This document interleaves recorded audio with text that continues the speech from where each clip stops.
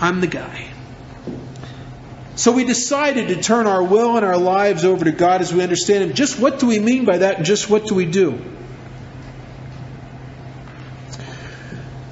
I was at an attorney years ago, and I was making out a will. Because one of the problems with sobriety is you start to have problems in areas that you never had areas before. I mean, homeless guys don't have estates. I mean, but I started accumulating a lot of property and stuff, and so I had to make this will. It's actually trust, and I'm with this attorney, and he said to me something that was very odd, and it really hit me. He said, "You know what you're doing when you're making your last will is you're making your last judgment. You're judging these people to be idiots. They don't get anything. These people you're judging to be good. They get something. It's you're reaching out from the grave. It's your last judgment." And I thought about that. I thought, well, that makes perfect sense. Because I'm the guy in my first few years of sobriety, before I ever did step 4 through 9, I'm continually trying to turn my life over to the care of God. And I keep pulling it back because I haven't really turned it over, really. Because I haven't dismantled. I've given God my life, and I've retained my judgments of my life and how things should go and how you should be and how everything else should be.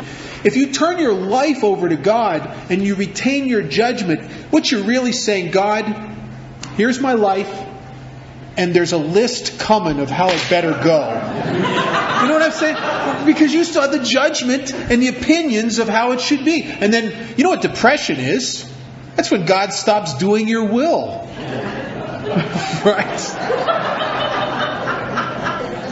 So we decided to turn our will first, and our life over to God as we understood it. I think if I can surrender my will, my life's automatic. That's a done deal. Then I become childlike. There's an old Buddhist story of the wisdom to be enlightened enough to know the most important thing you would ever know. And the most important thing you ever would know is that you don't know. And it's a story about this old Chinese farmer who lived on this meager plot of ground, and he didn't even own it. It was owned by some lord, but he was allowed to live there and toil in the fields, and he had to tithe to the Lord a portion of the crops. And he lived there with his only son, and he really only owned one thing, was a horse. It was the only possession. One day, the horse runs off. The man has virtually lost his whole estate, and his friends and his family and neighbors come over to console him. This little wise old Chinese man, to tell him how awful it is that his horse and his estate has run off. And he shrugs his shoulders and he says, I don't know if it's awful. Maybe it is. Maybe it isn't. They look at him like, this guy's very strange. A couple days later, the horse returns, and it's leading a whole herd of wild horses. Now they come over to celebrate, to congratulate him. He is now the richest man in the valley. This is good. This is great. He shrugs his shoulders and he says, I don't know if it's good. Maybe it is. Maybe it isn't. And they just shaking their head like, this guy's smoking something. A couple days later, his only son is trying to break one of the wild horses, and he's thrown, and he's crippled, and he can't work, and he can't walk. And they come flocking over to console him, to tell him how awful this is. And he shrugs his shoulders and says, I don't know if it's awful. Maybe it is. Maybe it isn't. And they think, how cold that you don't even realize that this is a bad thing. Your only son has been crippled, and you don't even get it that it's a bad thing. And a few days later, the Chinese army comes through the valley to force all the young men to go out and fight in a battle where none of them would survive, and they couldn't take the son because of his leg. And the little old man knew the most important thing he would ever know, because he didn't know. He had no judgment. He only had experience. He had no opinion on his life. He just showed up for it. And that's one of the Buddhists' concepts of enlightenment, is getting to the place where you know you don't know, where you're just present right here. I think in in the story of creation, in the Judeo-Christian story of creation in Genesis, is an interesting story that I have kind of my own take on it. You all are familiar with the story of Adam and Eve. Now, God created Adam and Eve and the earth and all this stuff, and He put them into what was literally heaven on earth. This place called the Garden of Eden. It was a paradise. And they had everything they ever wanted there, and it was wonderful. He gave them one suggestion. We suggest that you don't eat the fruit of this one tree. And oddly enough, it was the tree of the knowledge of good and evil.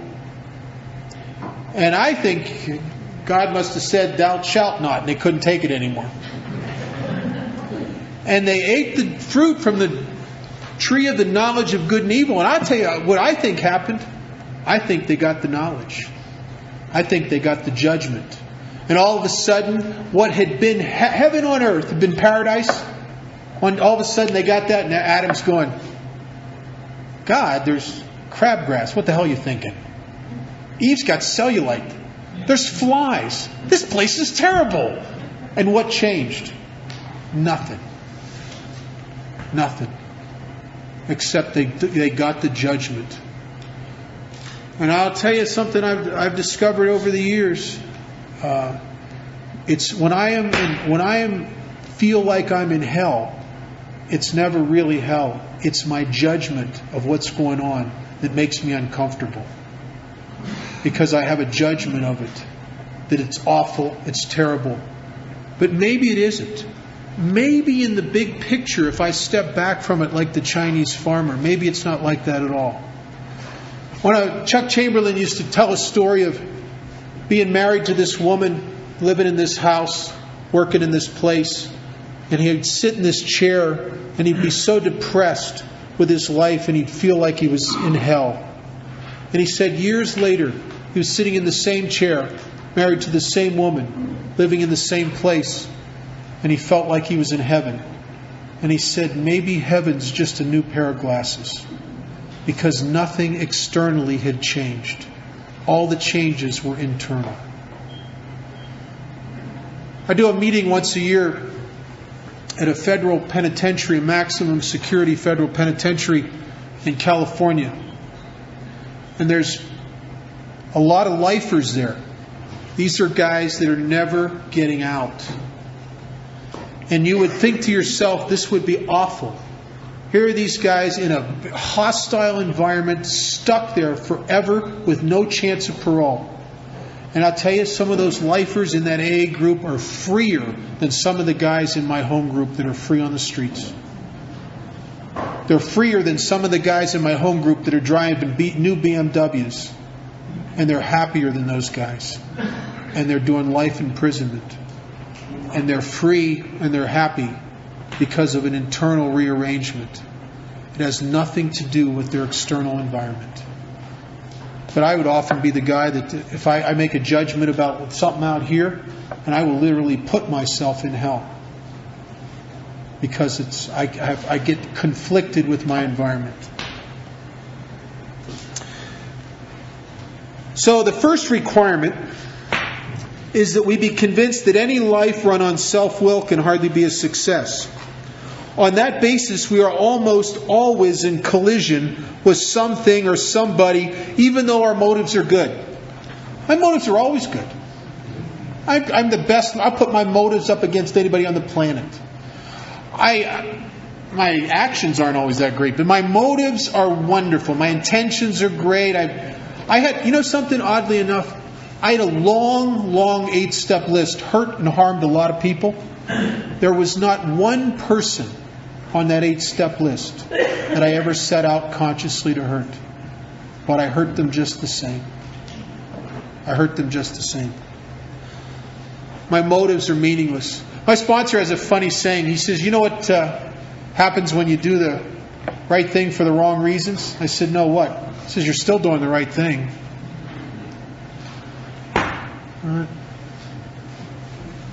Even though our motives are good. Most people try to live by self-propulsion. Each person is like an actor who wants to run the whole show, is forever trying to arrange the lights, the ballet, the scenery, and the rest of the players in his own way.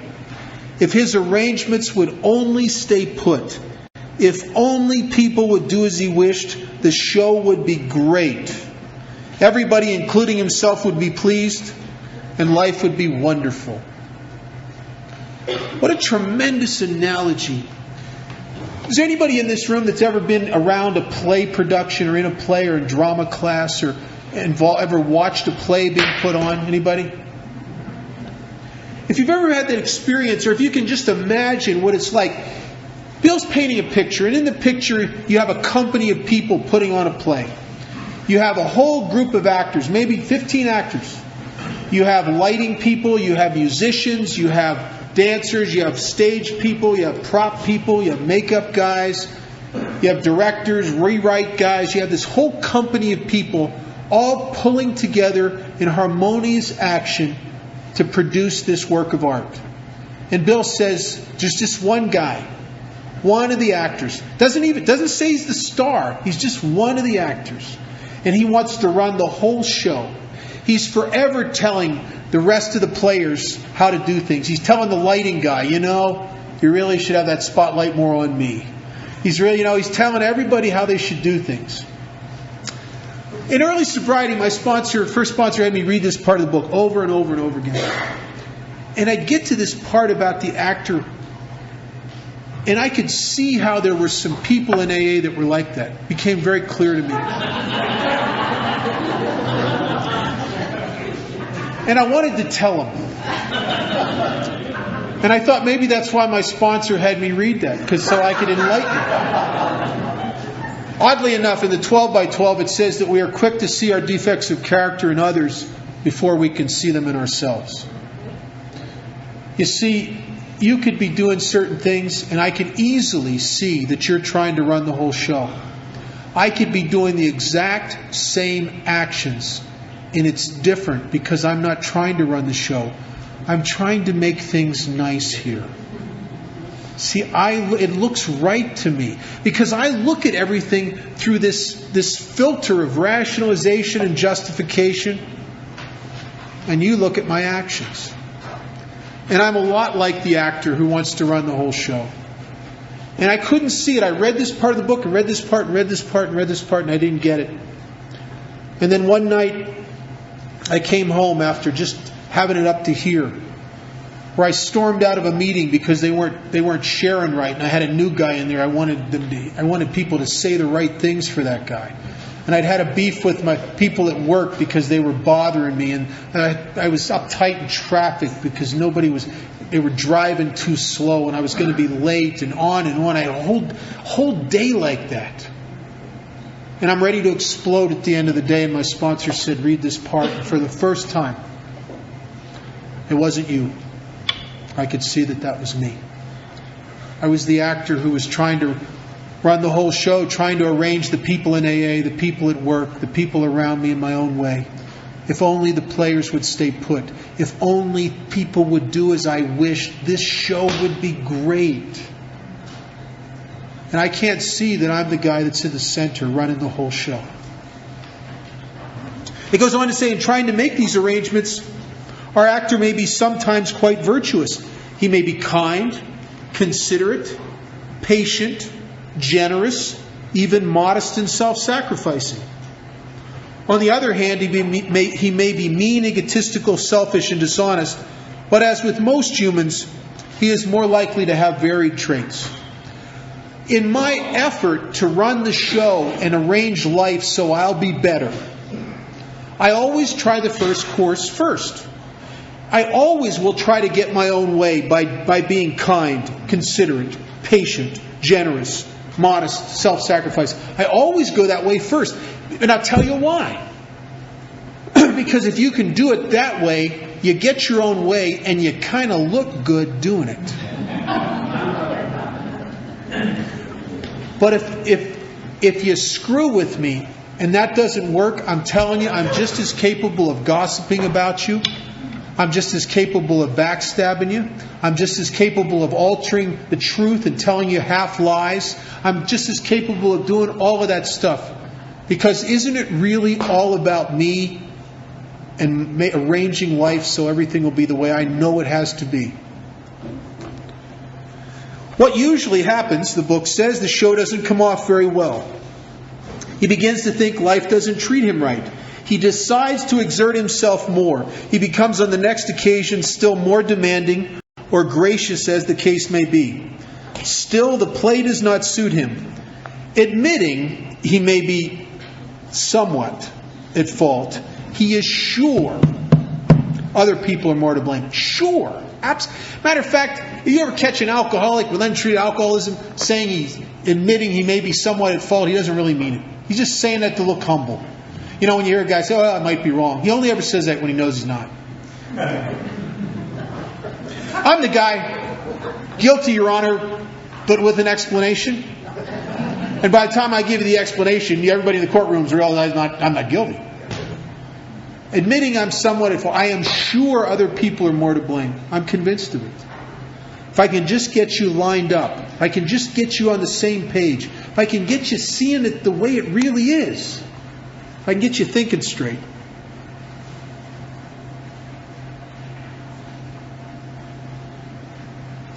He becomes angry, indignant, self-pitying. What is his basic trouble? What is my basic trouble?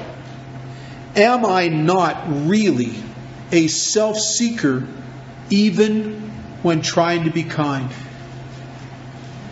One of the things that was sort of painful in the beginning as I started to do my first serious 4-step is that I started to realize that I was a phony. That I often acted kind, and I could always point to this, how nice I was, and how I did this for you, and all this other stuff. But you know what the real truth was? It was all about me. I'm just doing that stuff. I'm being kind to you. I'm being nice. I'm doing that nice stuff for you because I want something from you. I either want your love or your attention, or I'm afraid you're going to leave me and I need to do this to keep you hostage, or I'm afraid you're not going to be on my side, or I want you to agree with me, or something. But it's all about me. It's all about me. There's always a motive underneath a motive.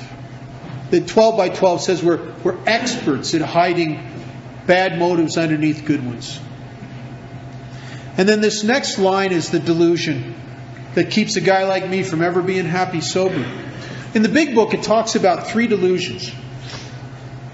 The first one kept me from ever getting a foothold in AA. And it talks, the first one and the second one are in the beginning of chapter 3. It says the idea that somehow, someday, we'll control and enjoy our drinking.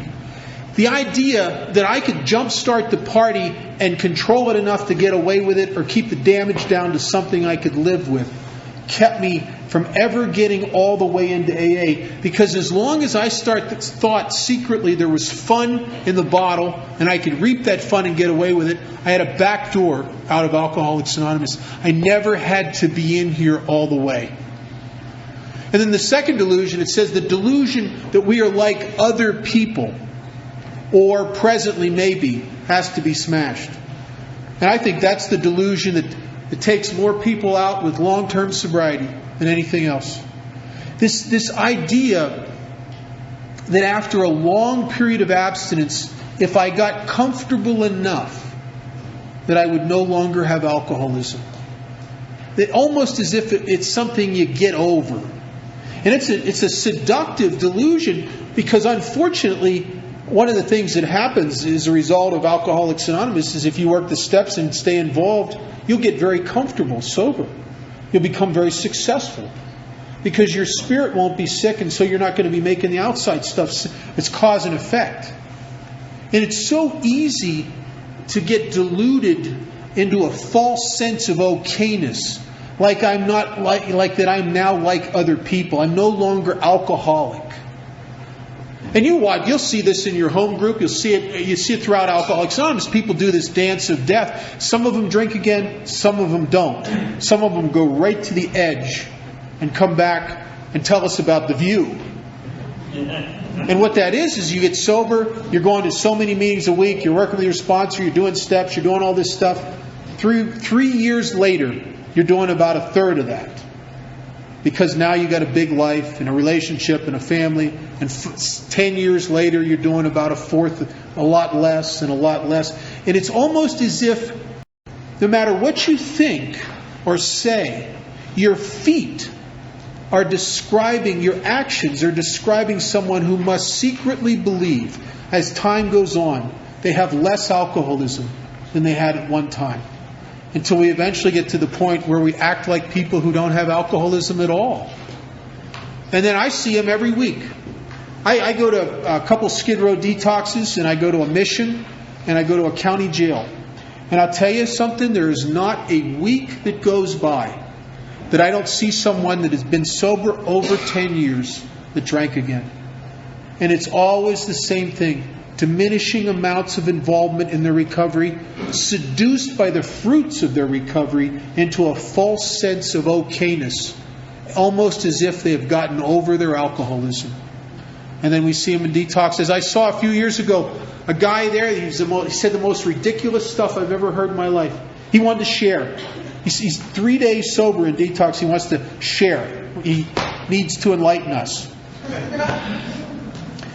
And he says, I don't know why I'm here.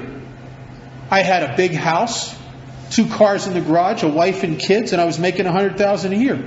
I don't know why I'm here. As if all of that crap was a treatment for alcoholism. I wanted to slap him. That'd be like a diabetic going, I don't know why I went into a diabetic coma. I have a new car.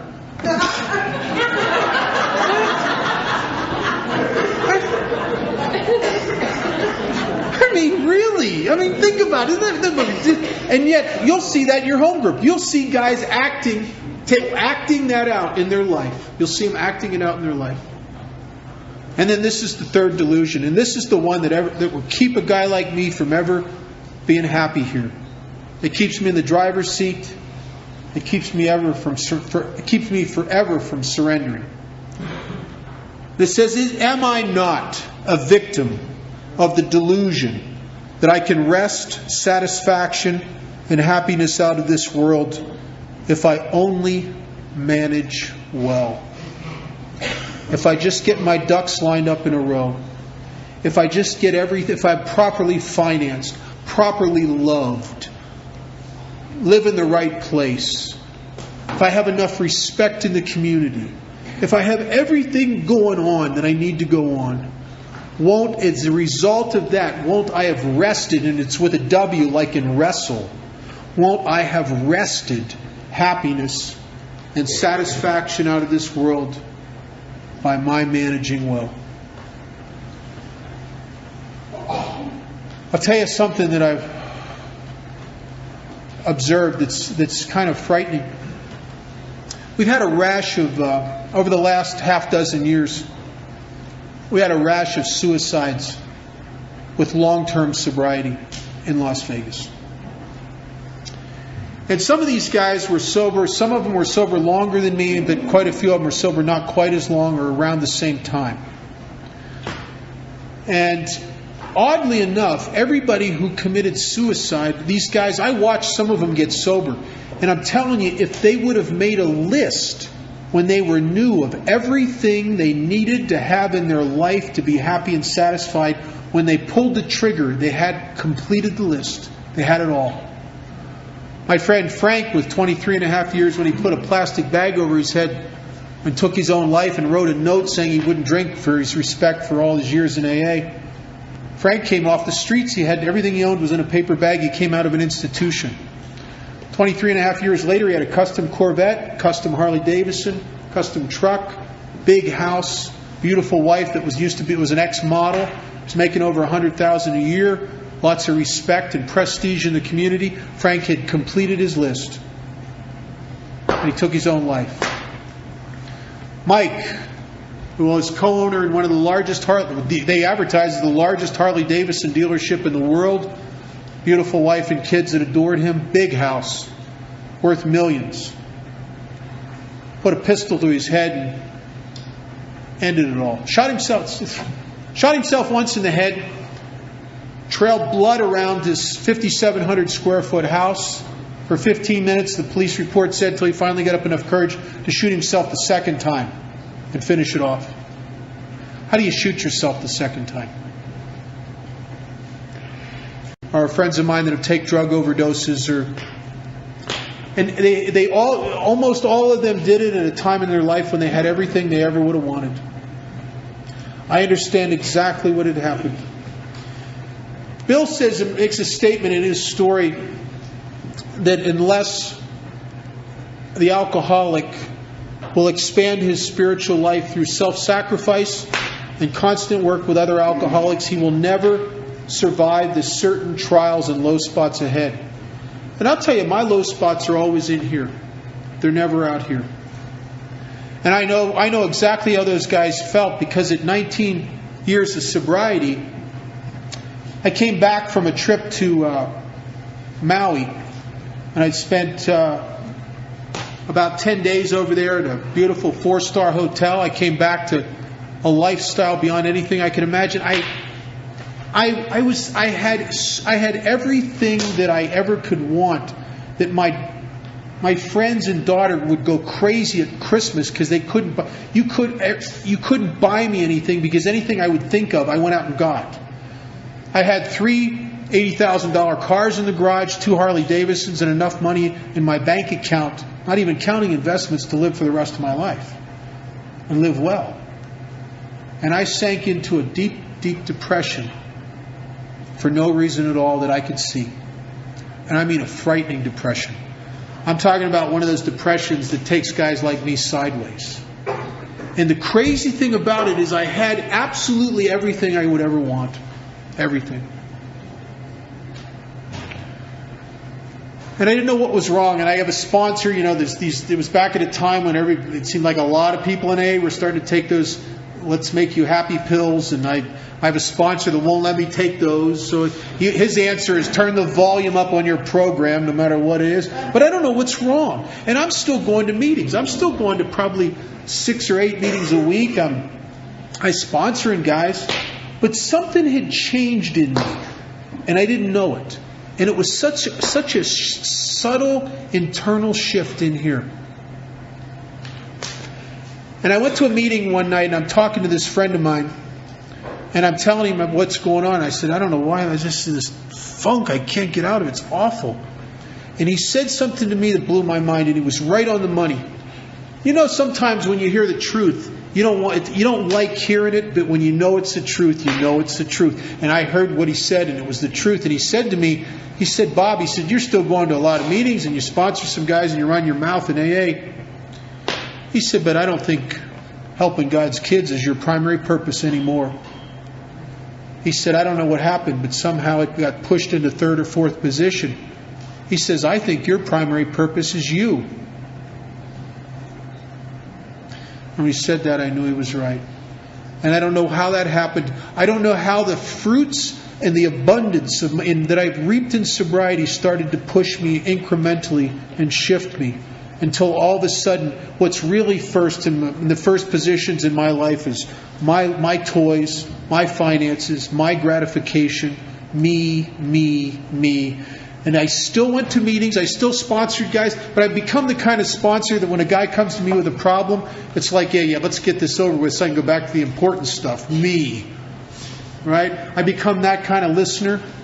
You know, where I wasn't enthusiastic about talking to the guys I sponsored anymore. I went to my commitments at Skid Row, but I went like a guy doing a job he doesn't want to do. And inside me, I'd lost my primary purpose. And when this guy told me that, I got it. And within a week, I got 3 or 4 new guys in my car. I got it, and I pushed my life aside and got back to what I should have been doing all along. And the shift is always in here. It's always in here. And I'll tell you something, I've never been in a depression since then. And I've been never looked back, and I get it. I get why I'm alive today. I'm not alive today to be happy and wonderful. That's maybe a byproduct is happiness sometimes. I wasn't saved from that bridge where I was trying to commit suicide to have a great life. I was pulled back from the abyss and given a purpose. a purpose, a primary purpose, it calls it. And that's to help other people who suffer from alcoholism like I've suffered from it. And if that's true, and I buy that, and I really buy that, then everything in my life makes perfect sense. All the failures, all the mistakes, all the things I've done that I were ashamed of, everything in my whole life has purpose, because I'm going to meet some guy that needs to hear me talk about that experience, so he'll know he's not the only one that ever screwed up in sobriety. So he'll know that he's not alone. Then everything that in my whole life means something. If it's all about me and I'm the center, nothing means anything. And guys, if what it says in the book is true, that selfishness, self-centeredness is the root of our troubles, then when I am the center and my life revolves around me, there's a vacancy inside of me.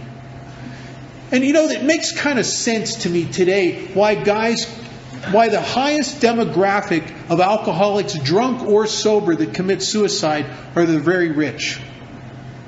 You would think it would be the people struggling on Skid Row, right? But I tell you, they're too busy surviving.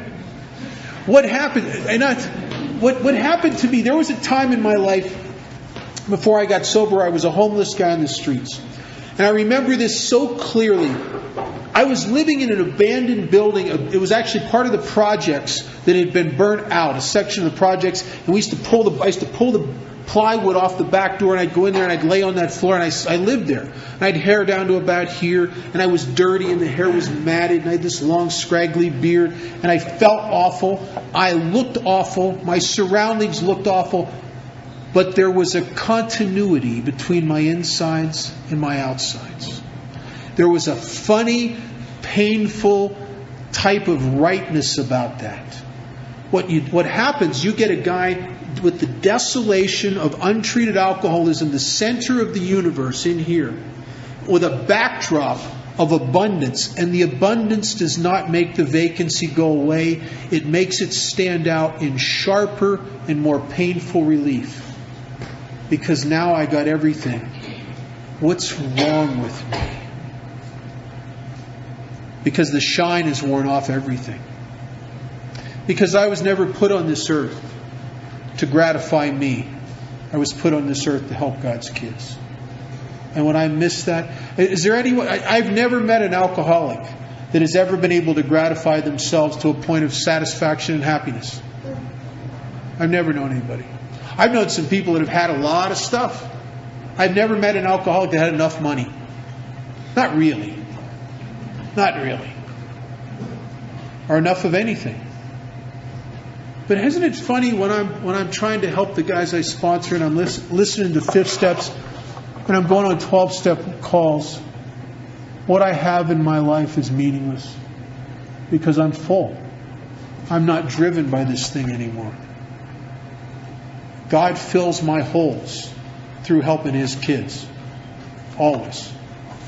He never has filled my holes by sitting in my living room alone in deep meditation. He always fills my holes by getting out helping other people. By fulfilling my purpose, my primary purpose. So is he not a victim of the delusion that he can wrest satisfaction and happiness out of this world if he only manages well? Is it not evident to all the rest of the players that these are the things he wants? And did not his actions make each of them wish to retaliate, snatching all they can get out of the show? Is he not, even in his best moments, a producer of confusion rather than harmony? I am the producer of confusion rather than harmony. I think I live in a world... it's funny. I had a lot of employees. I sold my corporation last year. I had a lot of employees. Most of them were pretty normal, well-adjusted people. And there's a funny thing I noticed about them, is that they just had a willingness to go with the flow. They didn't argue with life like I've had a tendency to argue with life. They didn't push at life like I did. They just kind of went with the flow because somehow over the years they learned that is the way of peace and comfort. Just go with the flow. Not to control nothing, just go with the flow. And they're, I think in the most part, well-adjusted people that are healthy of spirit are all trying to be on the same page. They're team players. And it's almost as if they're all singing the same song. They're all do, re, mi, fa. And the alcoholic's going me, me, me, me, me, me, me. And we are producers of confusion rather than harmony. And I never got it till I started to see myself in this part of the book. And we're going to start in the morning with the actions and the formal terms of surrender on step 3. That's it for the night, and we will be back here on step 3 at 9:30 a.m. I want to thank you all for sitting through this evening.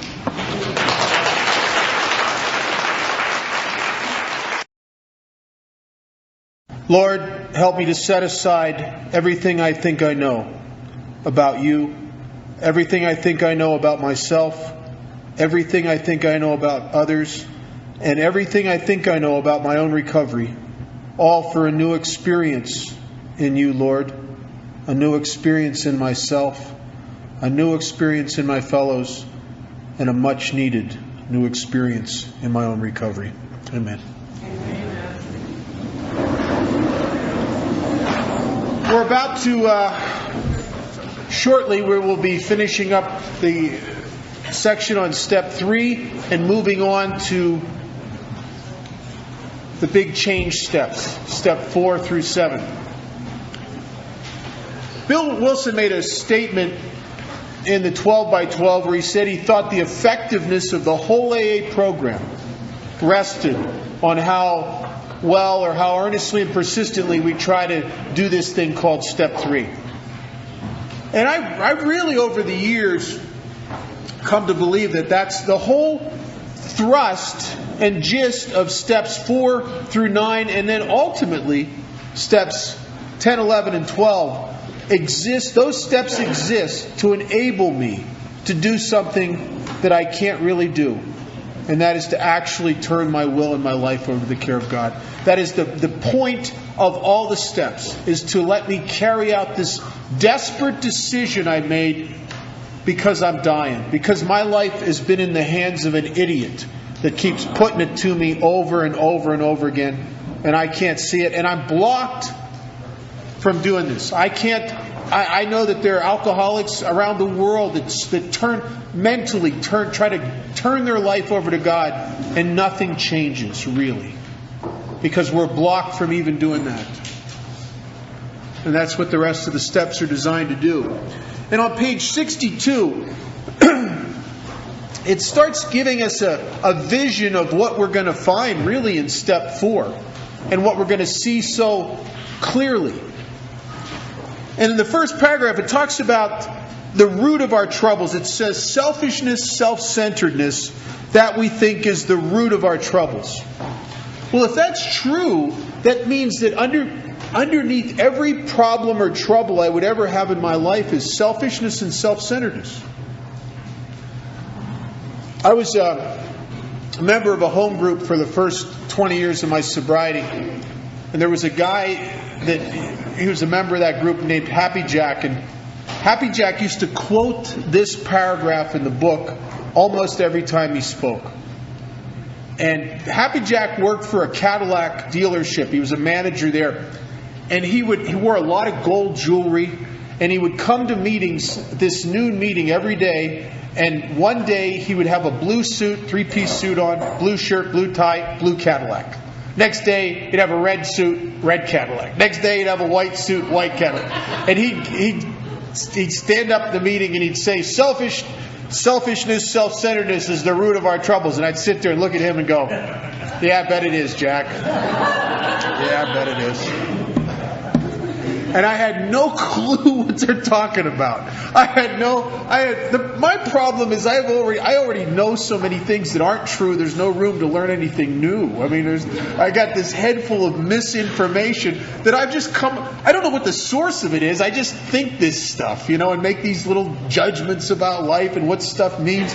Half the English language, I had misunderstandings of the words. I didn't realize till I got sober and started using a dictionary for some of this stuff.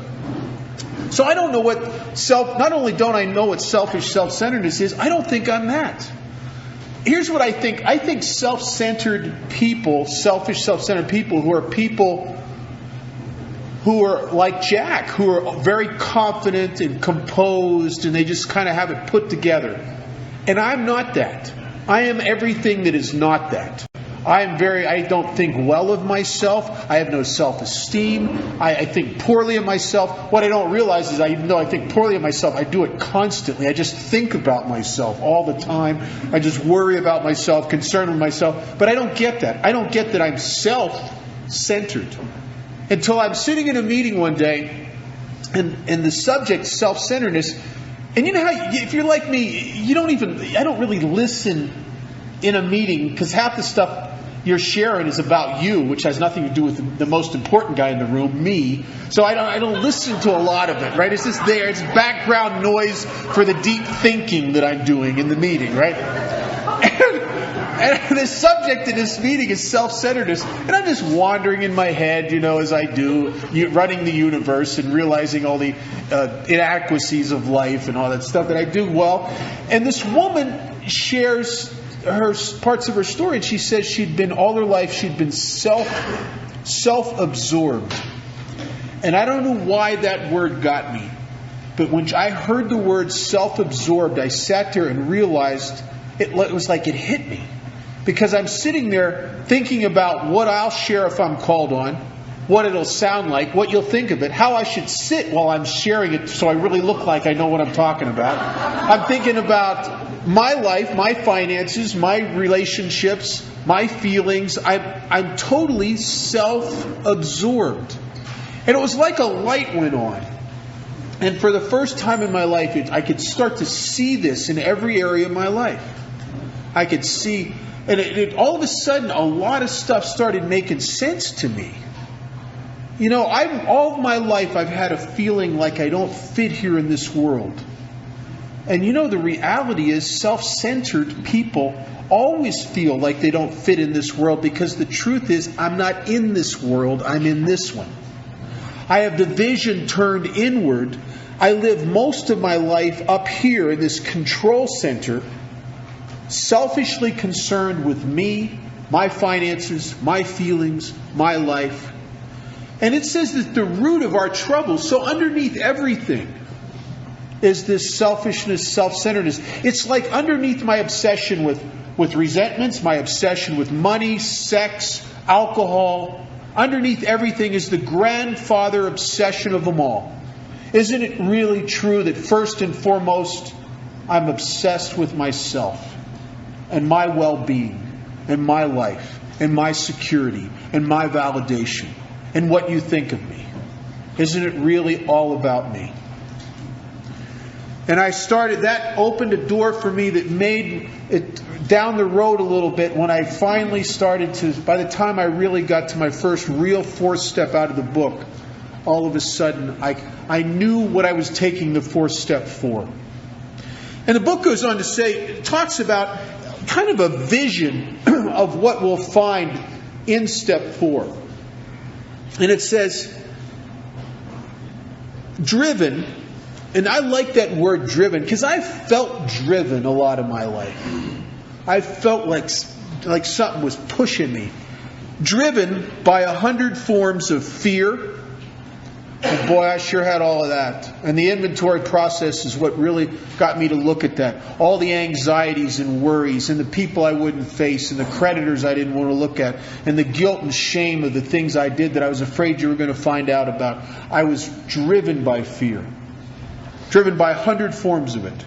Also driven by self-delusion. And if you don't know what self-delusion is, it's psychotic wishful thinking. In other words, all the evidence is that this is crap, but I don't want it to be crap, so I'm imagining it's not going to be crap. Maybe if I just tweak it a little bit. Right? I've been in relationships like that, where the relationship is terrible. I don't really love this person, but I'm in love with the idea of what it could be like with them if I could ever change them into someone else. Right? Right? Now that is self-delusion. I did it with alcohol. It's like the last 3, 4, 5, 10 times I drank, it was awful. But I don't care if it was awful. I get this psychotic, wishful thinking that it's going to be like it was in the years when it wasn't awful. It's a weird deal. I have an ability to impose my wishful thinking like an overlay on reality and look at the wishful thinking so intently because I live up here that I start to imagine that it is really there. It's really true. It's going to be any second now it's going to be like this. When all the evidence is that it's not like that. So I'm driven by self-delusion. I'm driven by self-seeking. Because isn't it really all about me and my security and bringing stuff to me and protecting things I have? And self-pity. I'll tell you, I was sober a long time before I could really even concoct to the fact that I was driven by self-pity, and driven by self-pity a lot. Every time I've ever been depressed, it's been self-pity. But it's such a hideous emotion. It's such a pathetic emotion. I don't even want to admit that I get that way, right? I'll tell you an example. This happened to me fairly early in sobriety. There was a guy in AA who had a big house on the hill. And he used to have a lot of open house parties. In other words, the whole fellowship of Alcoholics Anonymous and Al-Anon were invited to these parties. And there'd be sometimes 100 to 150 people would show up. And they were great parties. And he was having this party this one Sunday, and he never personally invited me. He never personally invited anybody. It was just an open house. They had flyers and everything. But I'm one of those guys, I'm so self-centered, I need special attention just to feel equal. There was a sign coming in as we drove up this place. It said something about special needs, and I thought, oh, I'm home.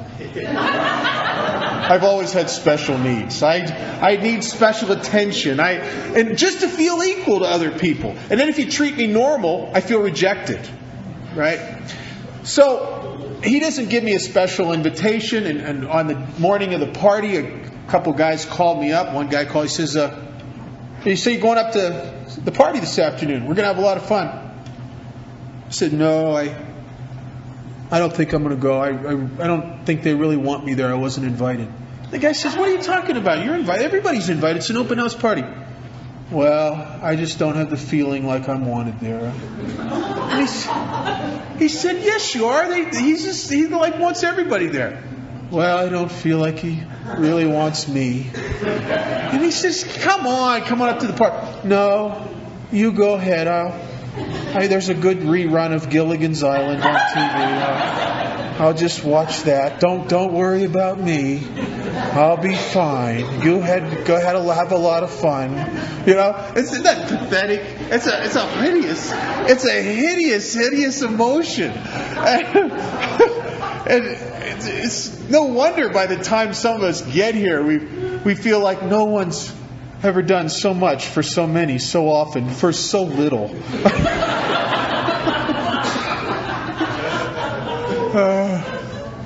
So I'm driven by self-fear, self-delusion, self-seeking, self-pity. And driven by those things, I step on the toes of the people around me. Don't even know I'm doing it. And they retaliate. Naturally. If you get your toes stepped on, you fire back. It's human instinct, cause and effect. It's not even personal. Sometimes these people that I've stepped on their toes, sometimes they hurt me. Seemingly without provocation. I mean, seemingly to me, it doesn't seem like there's any reason why they're doing this. I don't get it. And then here's the vision of what we will find in step 4. But we will invariably, which means almost always, we will invariably find that at some time in the past, and it might be very recent past, but sometime in the past, I have made a decision based on self. My need for security, validation, to get my own way, to be right about something. I've made a decision based on self, which has later placed me in that position to be hurt. So what are they saying here? Okay, driven by these fears, this self-delusion, this self-seeking, self-pity. So I'm self-centered and I live in my head. And because I live in my head, I get these ideas and these judgments going on about it should be this way, or I think you're screwing me. You ever think people are screwing with you? They don't even know you're there, but you imagine that they're screwing with you, right? And you get that stuff going on, and then you got to and we're overcorrectors. I mean, we overcorrect stuff. So I'm going to protect myself from whatever this thing is, and then I go, or I'm going to make sure this gets done because it's the right way, and I get the blinders on, and I'm obsessively driven to get this thing set up and just the right way it's supposed to be. And I become the guy on the job that's driven, and I'm stepping on people's toes, and I don't know I'm stepping on people's toes. But I'm the guy that if you interfere with or contest in any way, imagined or real, my little plans and designs, I will treat you like you're an idiot. Because this is the right way. What are you, stupid? And what happens is I step on your toes, and I don't even see that I'm doing that. All I can see is the goal. All I can see is the thing I'm trying to protect. All I can see is I got to make it right. This is good for everybody. And then I step on your toes and you retaliate. Of course you do. So would I. And I start to feel like a victim because I can't see myself the way you see me. Because I'm in my own way. I can't see past my self-delusion. I can't see past my fear of not getting things the right way. I can't see what's really going on. I think that I've had an inability most of my life to see me and as I really am. I only see my reflection of myself that is based on a lot of rationalizations and justifications. I don't think I have an ability at times to see me the way you would see me. That's what a sponsor's for. Do you ever notice if you're like me, when your life is turning to crap around you, and you stop and you try to analyze what's wrong to fix it, I never see what's really wrong. Because what I'm looking for, I'm looking with. I can't really see the problem. That's why a sponsor can look at me objectively. Because he's not looking at my life through my filters of rationalization and justification. He sees me exactly the way I am. So driven by all this stuff, I step on the toes of my fellows and they retaliate. Sometimes they hurt me seemingly without any reason, but I will always find that at some time in the past I've made decisions based on this selfishness, this self-centeredness on self, which placed me in that position to be hurt. So our troubles, we think, are basically of our own making. They arise out of ourselves, and the alcoholic is an extreme example of self-will run riot. Bill, can't you be nice? Why do you have to say extreme? Why can't you say, Bob, on occasion, you've been a little... No, he says, Bob, you're off the charts. Bob, you're an extreme example of self-will run riot. And then he caps it off. He says, though you usually don't think so, do you, Bob? Right, I don't. I never think I'm a self... You know what I think? I think everybody else is around me is an idiot. That they're not doing it right. They can't see the truth. And I need to educate them.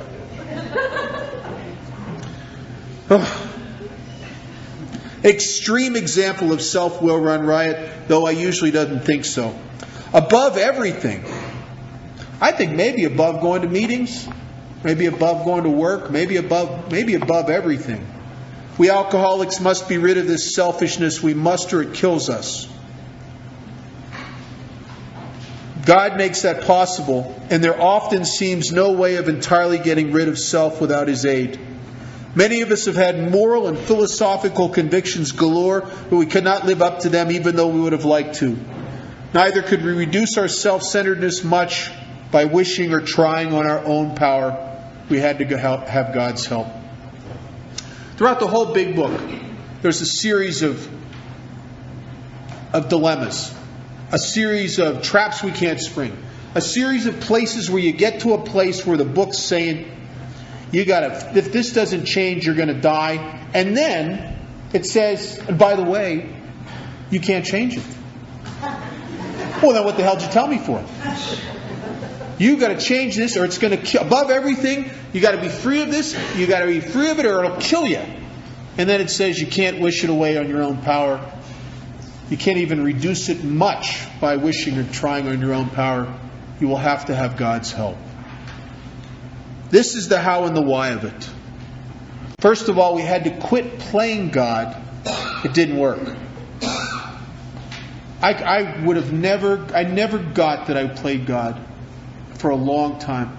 I used to go to my sponsor with mental lists of people that are out of line. I always keep track. I have a file system in my head and I'd go to him and I'd say, I'd say so-and-so's lying in the meetings and they're phony. And then so-and-so's trying to find this 13 stepping and she's just looking for a husband and he's selling Amway in the parking lot and he doesn't put any money in the basket. And this guy so pontificates, he's sickening. He sounds like a Hallmark card in a recovery bookstore. And then I talk about the people at work and the guys that come in late and aren't really doing their job. And after I'm done, he'd always say the same thing to me.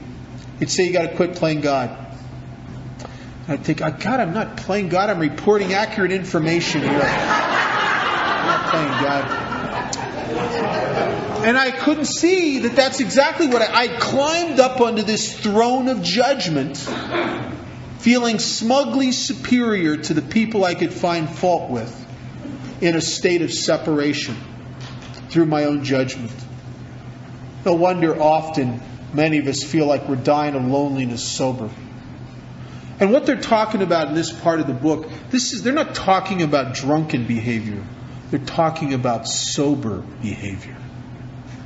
They're talking about what is in me that always leads me back to drinking again or taking something, because I can't stand the results I get of this selfishness and self-centeredness in a state of abstinence. I lock myself off too much until I got to bust out. And the only way I've ever been able to bust out, just like that, is about 4 shots of Jack Daniels, and I can come out and play.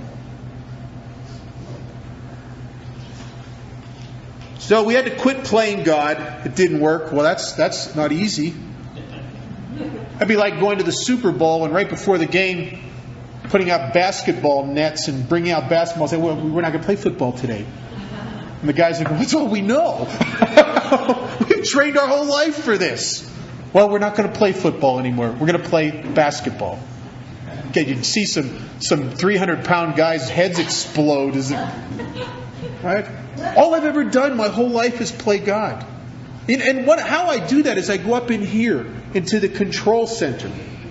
And up in the control center, it's almost like the bridge of the Star Trek Enterprise. I got screens where I put stuff up, and I have these little committees that run around. One of them's like Spock. He's very logical, and another guy's like Bones. Bones just, no matter what's going on, the Klingons are attacking. Spock says we have to do it, and Bones will go, well, that's good, Jim, but let's drink.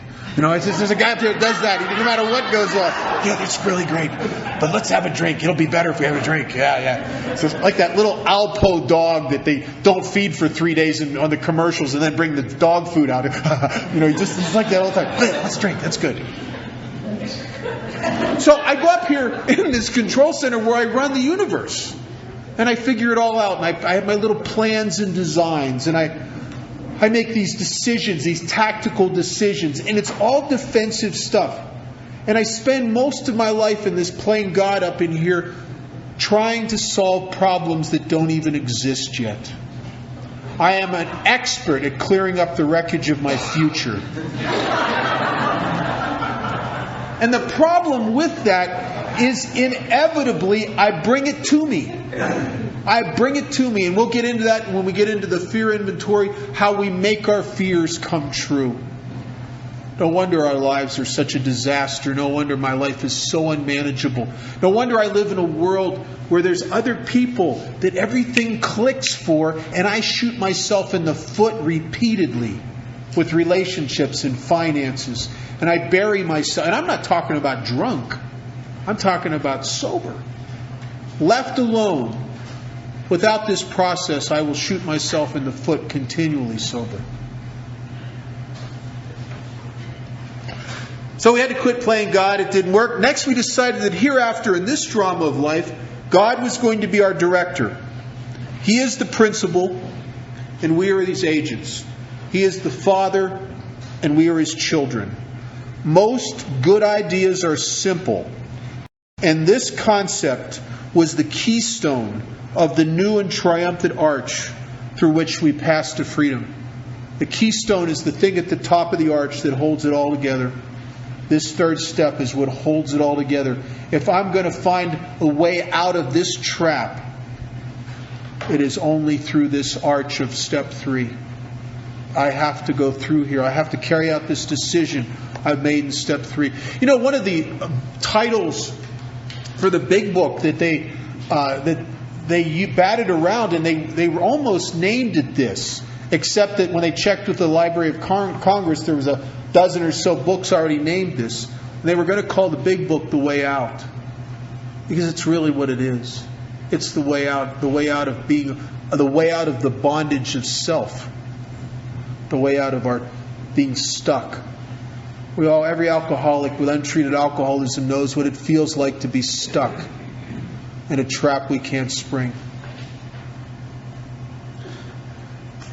When we sincerely took such a position, and that's this position of turning my will, trying to put my will and my life in the hands of God. Now remember that step 3 is not an end in itself. The step 3 is simply the decision to go about a course of action that inevitably will put myself in God's hands. But I'm blocked. I'm blocked from carrying out this decision. On page 46 of the book, it talks about some very simple things. And if I can do these things, it's really the essence of what I have to do in step 2 and actually in step 3 to get to this place of making the decision. If I can do these 2 actions, I'm on my way. And in this middle paragraph, in the middle of the page, it talks about the agnostic temperament. And it says, yes, we of agnostic temperament have had these thoughts and experiences. And it's just spent 2 pages talking about our reluctance and our skepticism and all the stuff that blocks us from trusting in God. It says, yes, we of agnostic temperament have had these thoughts and experiences. Let us make haste to reassure you. We found that as soon as we were able to, first thing we do, lay aside prejudice. I wasn't sure what prejudice meant. I thought it was like a racial thing. But prejudice comes from an old Latin word. It just means to prejudge.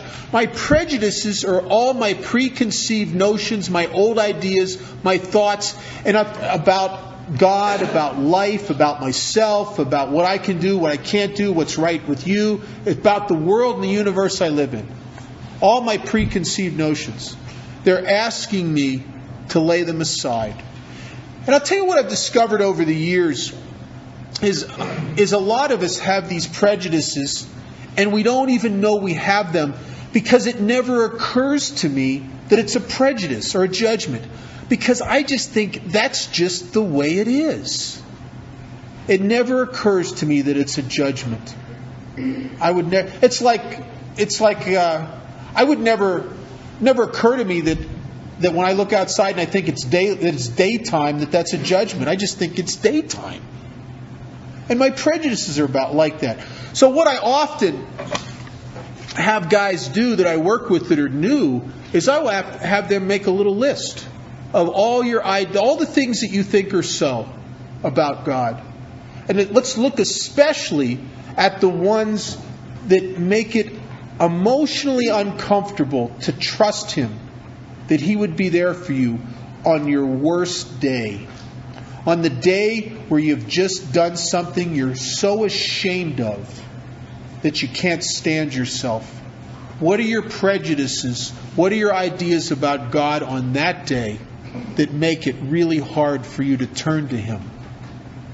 And I tell you, one of the things I've found that a lot of guys have is this feeling or this old idea that I must merit by some, even if it's a low level of goodness, I must merit God's help.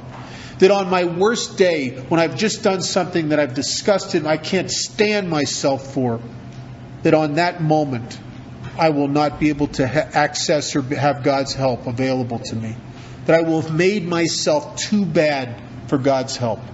That's a common prejudice here. And I'll tell you the deadliness of that is because there'll come times in sobriety where you've done things that you can't stand yourself for. And that is the time I need God's help the most. And I have to have a God that is accessible to me under all conditions. Because otherwise I'm back in that trap that I can't spring. And otherwise I'm like the guy who needs to borrow money from the bank and they only loan it to people who don't need to borrow it. Right? I become that guy. I become the guy who desperately needs God's help, but I have to fix the problem myself first before I deserve God's help. Which is a trap you can't spring. So I have to I better clear away all the prejudices I have that keep me blocked from God. And then it says something else. And the second thing, it says, and express even a willingness to believe. If I can just express a willingness and lay aside those prejudices, it says we will commence to get results, even though it was impossible for any of us to fully define or comprehend that power which is God. One of the great coffee shop games we play in Alcoholics Anonymous is try to figure God out. The book says it's nice entertainment, but you're never going to do it. You're never going to fully comprehend or understand this power that's God. You're just not going to get it. Your mind is too finite to understand the infinite. You will get glimpses, as I have over the years. I get glimpses of His hand in my life. And sometimes, just like in art, sometimes you can get a sense or a feeling of the Creator by His creation and by the work He's done. And sometimes I get that with God, but I will never fully understand or comprehend that power. And so in early sobriety, the old-timers got me to start to express a willingness. And I didn't understand what they were doing when this guy told me, he said, Bob, he says, I want you to physically get down on your knees every morning and ask whatever is running the universe for the help you need that day to stay sober, and know that you don't have it. And at the end of the day, physically get down on your knees and thank that power for that day of sobriety, and know that you didn't do it. And I started doing that because I was demoralized and they took advantage of my weakness, and I started doing some things I normally wouldn't do. And I started praying. I was in this halfway house. I'd get up in the morning and I'm so paranoid people would see me pray that I'd go in the bathroom and I'd lock the door. I'd push the rug up against the crack under the door. Like I think somebody's going to peek under there and catch me praying or something. I don't know. I'm crazy, you know. Then I get down on my knees and I say, all right, I don't know what's there. I don't even know if anything's there, but please help me to stay sober. And I'd feel foolish. And I'd get off my knees and I'd go about my day. And I'd grab this guy after doing that for a few days. And I said, I don't think I can do this. I said, I don't really know if there's a God. I don't think I should be praying. I feel like a hypocrite. He says to me, you've been a hypocrite all your life. What the hell's the difference? Just do it anyway. You've been the guy your whole life who said one thing and did something else. Just do this. And I thought, all right. And I just started doing it. And in no time at all, I started getting lucky. I started having some funny things happening in my life. Good luck stuff. And I'm not a lucky guy. I'm the kind of guy, if there's bad crap going on, I get over my share. You know what I mean? I've been that way all my life. I get the biggest piece of the cow dung pie there is always. And I'm just that guy. But all of a sudden, I'm getting the good stuff. And it's happening to me, and I ain't doing it. And I got the perfect, I'm telling you, the perfect job for me. When I was just a couple months sober, it got me out of the halfway house. They gave me room and board, and not a lot of money, but enough money to go to meetings and keep my cigarette habit going on and start chipping away a couple bucks here and there on some amends. And it was a job working in a rehab for teenagers. And I got to live there. I had my own apartment. It was, if you were to sit down and try to design a job for me, you couldn't have designed a better job for me. Really. And I had other coincidences started to happen. I'd be having a really bad day, and I'm isolating in my apartment, and the phone would ring, and some guy just have a feeling like he felt like calling me. I'd go to meetings, and I'd be all screwed up, as I often was as a newcomer. Today, a lot of newcomers don't even get to feel that stuff you feel in early sobriety because they get medicated from day one coming in here. But I think that's all part of the struggle to find God, is the discomforts and some of the depressions that we fight ourselves through, and we hunker down, often like a mule in a hailstorm, and we take it and we go to another meeting, and somewhere along the line something changes. And I'm going through these mood swings and stuff, and I'd go to a meeting, I'd be crazy, and there'd be a stranger there, somebody I don't even know, that's talking exactly about what's going on in me in a way that I can understand it, where in my own head it doesn't make any sense to me. And I'll see it through his experience so clearly and know exactly what to do, and I'll come out of it. And that didn't happen to me once or twice. That happened to me over and over and over and over. All as a result of, as it says on the top of page 63, trying to sincerely take a certain position towards life. And the only difference is that I started to act like someone who believed, even though I didn't really believe as of yet. And as a result of taking the actions, God started coming into my life. And I started to believe because of His presence and the things that started to happen to me. There's an old story about over in London in the 1800s, even up through into the 1900s, in a lot of places in London, the streets were lit by gas lamps. They didn't have electric street lights, they had gas street lights. And there was a guy for a lot of years until they put the automatic start systems in his job was to go around the streets of London at twilight with a long pole with a flame on it, and he would light the gas lamps. It was called a lamplighter. And if you went up to the top of one of the higher buildings in London at twilight, or right as the sun's starting to set, and look out over the city, no matter how hard you looked, you couldn't see where the lamplighter was. But you could always see where he'd been. And I could sit in meetings of Alcoholics Anonymous at 2 years sober, 2.5 years sober, and I couldn't see really at that moment where God was. But I could see where He'd been. And even more distinctly than seeing where He'd been in my life, I got to see from the H&I meetings I went to, I got to see very clearly His hand in yours. Because I got to watch guys that came into Alcoholics Anonymous 4 and 5 and 6 and 8 months after me. And I saw these guys in detox, and I know the wreckage they had wrought on their lives and how much they had destroyed themselves. And I could see that they were more dead than alive, and they'd done irreparable damage to their families, irreparable stuff. And 2 years later, they got their kids back, and they're taking a 2-year cake, and their mom and dad are in the room, and their kids are there. And everybody's crying, and they love each other. You can't get from where he was to where he is. You can't.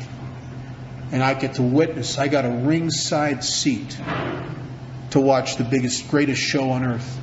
To watch God change these people's lives. And I guess I came to believe the only way a guy could like me. Because I'm a skeptic, I'm an analyzer, I'm a thinker, and that's not good. But God was so gracious in my life and the lives of people around me that I got a ringside seat for a miracle, strictly as a result of my involvement in Alcoholics Anonymous. Because I showed up here every day, I got that ringside seat.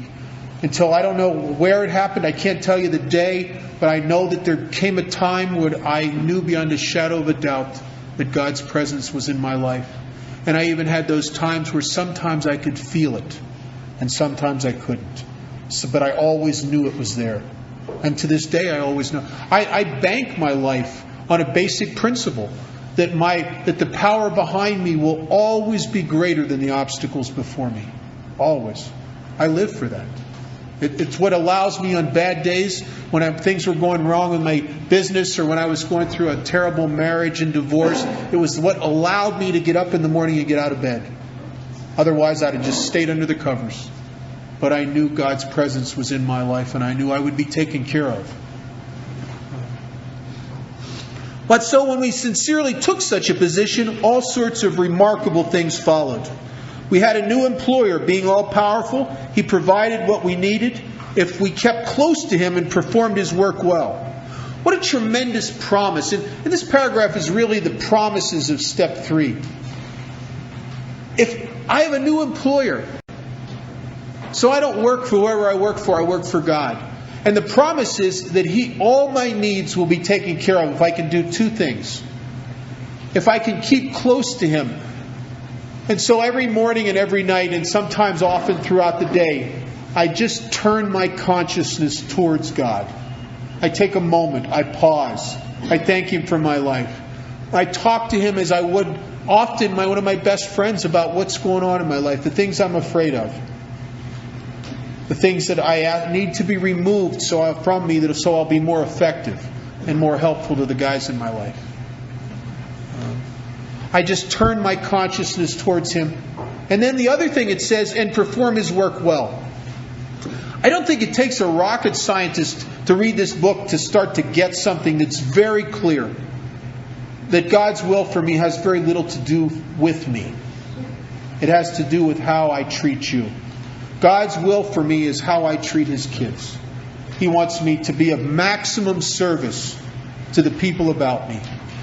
And I have entered into a covenant in step 3 that God has never broken, even though I've broken it on many occasions. And the covenant is, if I will just stay close to Him and help His kids, all my needs will be taken care of. And that is the great promise of Alcoholics Anonymous. It doesn't mean I'll never be afraid again or never have feelings of financial insecurity. But I'll never have to. And they've never come true. I'm a worrier. I worry about stuff. And one of the guys I sponsor said it best. He said, you're always bad rapping this worrying thing to me. He said, but you know something? He says, nothing I've ever worried about's come true, so maybe worrying works.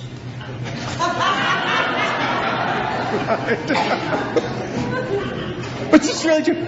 I can't tell you how many times I was convinced for no reason at all that I'm dying of cancer.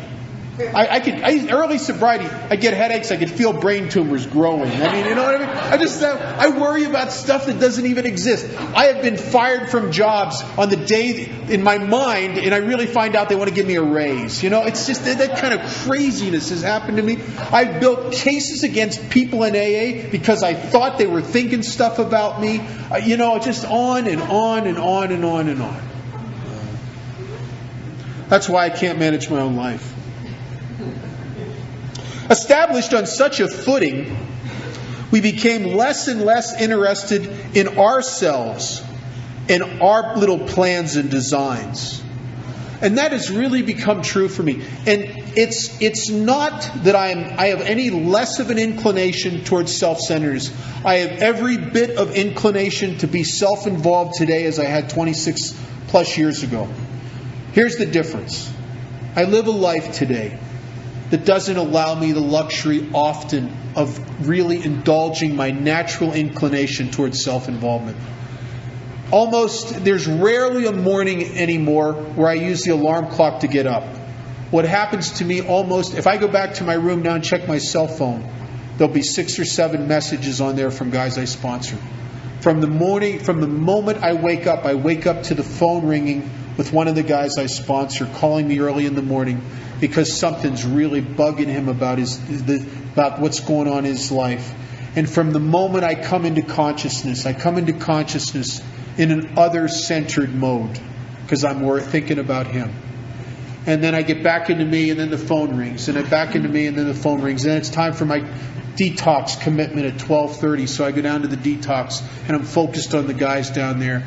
And what has happened to me is that a guy who is basically by nature self-involved lives a lifestyle of other-centeredness.